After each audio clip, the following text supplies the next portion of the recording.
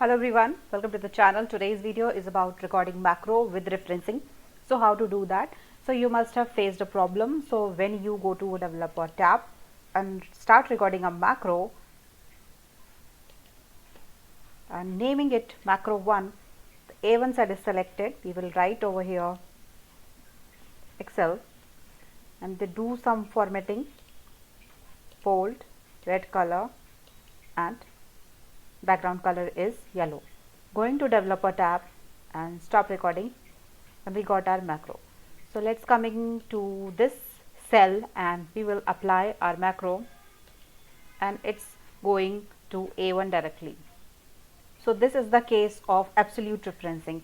The recorded macro is a set of code which is written only for cell A1. Whatever is happening only in cell A1. This is absolute referencing.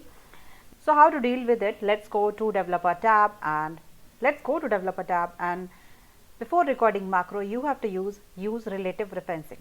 This will allow you to give the selection, the desired selection in which you want the same formatting. So press use relative referencing, then press record macro and we will name it macro 2.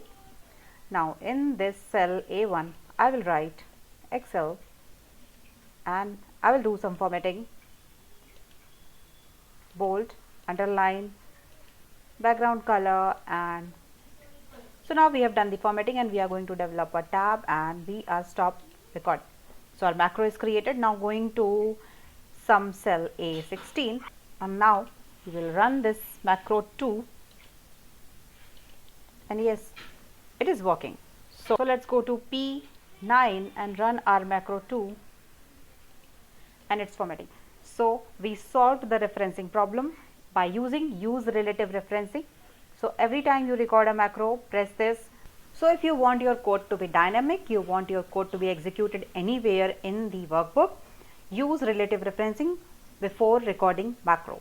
So if you find this video helpful, do subscribe to the channel and thank you so much for watching this video.